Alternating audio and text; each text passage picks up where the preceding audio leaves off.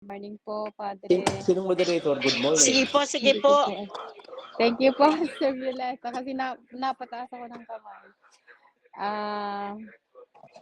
Narinig ko po yung aking cousin. So, cousin, siguro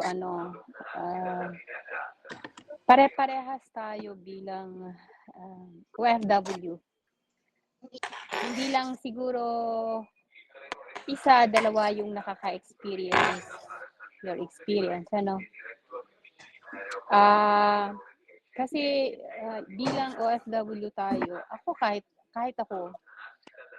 yung short time na nagtrabaho ko sa amo, talaga sasabihin sa iyo lahat ng gusto nilang sabihin.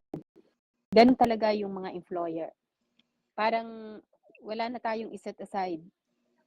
Kapag umalis talaga tayo sa amo, hindi man masabi nilang lahat yung masasakit, pero yung pagbibintang andidiyan talaga yun.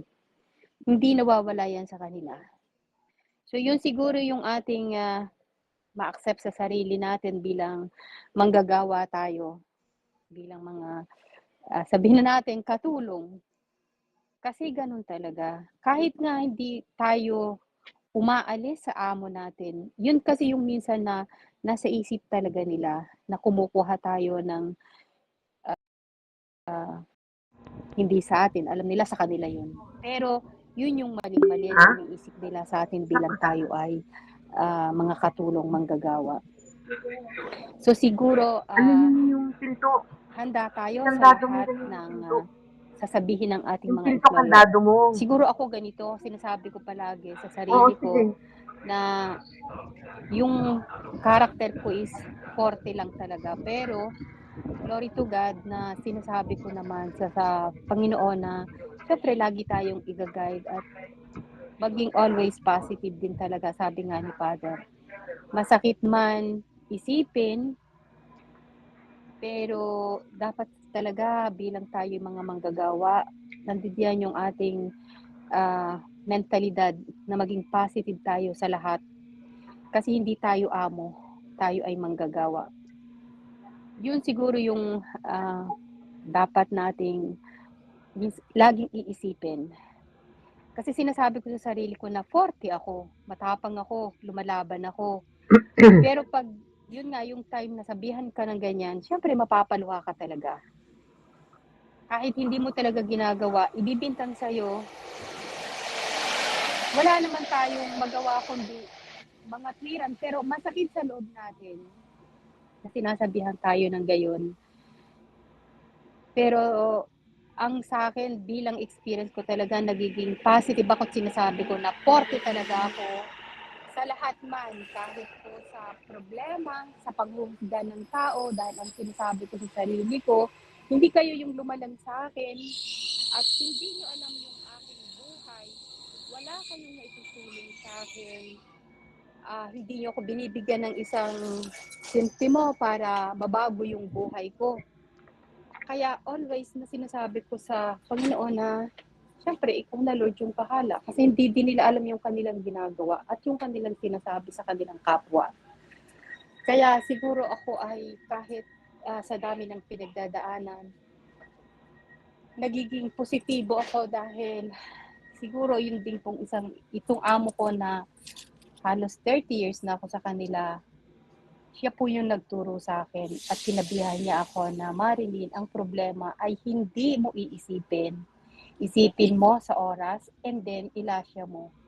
Kasi ang problema, may solusyon yan kapag dadating yung time. Hindi yung inisip mo ngayon yung problema, andyan na yung solusyon.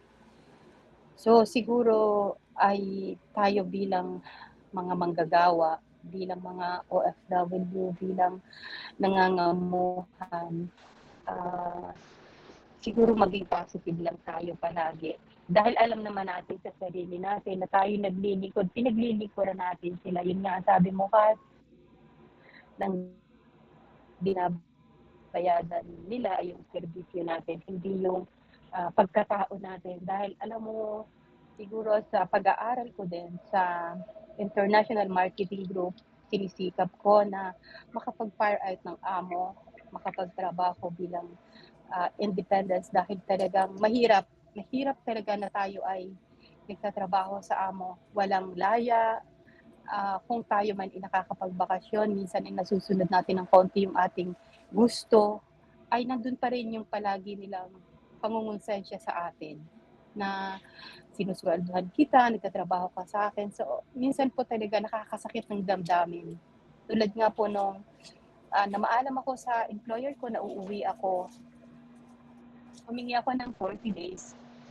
Pero parang tumaas lahat yung buhok niya na hindi niya ma-accept na 40 days yung hinihingi kong vacation. At sinabihan pa niya ako na, kasi sabi ko, yung inay ko, syempre matanda na, gusto rin niya naman akong makapiling, kasagot-sagot ba naman sa akin. Lagi naman talaga siyang nag-iisa eh. Sabi ko, hindi yun ang reason. Ang reason ko, kaunti na lang yung time niya. Itigil niya din sa mundo. Kailangan ko siyang makapiling. Doon po siya tumigil. Parang umistop yung kanyang pagsasabi sa akin. Sabi ko, ikaw mayroon ka ding mama. Buti yung sa'yo malapit. Sa amin malayo. So, kailangan ko rin siyang makapiling. Kahit konting panahon pa lang. At kahit nga buwan-buwan lang, buwan, hindi taon yung hinihingi ko sa iyo. Kaya naisip ko rin po na siguro pag ganyan ang amo kung kailan ka tumagan, saka kanila hindi maintindihan. Imbis na sabihin natin na kailangan matagal tayo, mas nagkakaintindihan kayo, mas binibigyan ka ng laya kahit papano. Hindi. Ngayon ko po naisip na talagang wala tayong kalayaan pag tayo po ay nasa employer. Kaya naisip ko rin na siguro sinisikap ko yung aking small business para ako ay makapag-fire out ng mga employer ko at hindi naman sa magawa ko yung gusto ko. Kung kinakailangan kong makapiling yung inay ko ay yun po siguro yung dahilan. Pero dahil nga sa konting panahon ko, kinakailangan kong tumigil para sa mga anak ko at para na siguro sa naiayos ko sila. So, kailangan ko pang maging positive para mapagpasensyahan ko lahat yung mga ganong pang-iinsulto ng ating mga amo. So, yun po, Padre, maraming salamat dahil lagi ka pong nandiyan para sa paggabay at pagbibigay po sa amin ng pagpapalawak ng isip para sa pangunawa at pagiging mababad ng loob para sa lahat. Maraming salamat po mga kapatid. Yun lang po ang aking share. Salamat po. Salamat po. At saka I love you.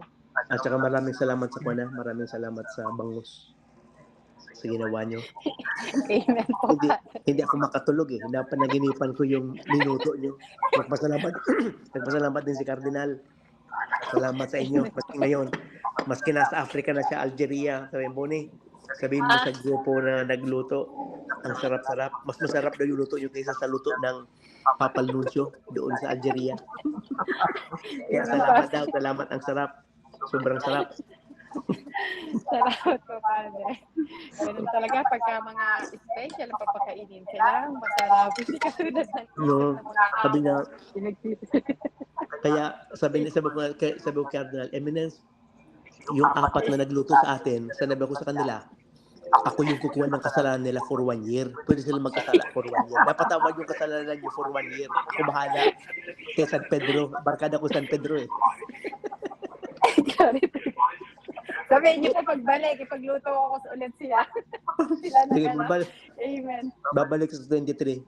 Basta maghanda lang. Sarap ng bangus. The best. Sabihin nyo lang po ako. Amen. Amen.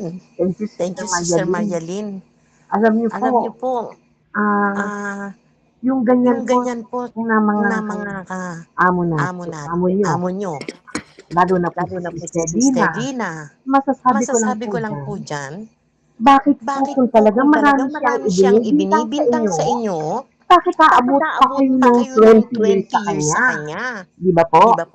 Alam niyo po ang ano niya, nasasaktan siya kasi aalis na kayo. Yun po yun eh. Kaya kung ano-anong mga pangit na ibinabato sa inyo, yun po yun. Tama. Pwede po. Siguro nga po dahil after na umuwi na kami yung umuwi na kami rito sa bahay, naka-receive ako ng text sa kanya. Sabi niya sa akin, nagsusorry siya.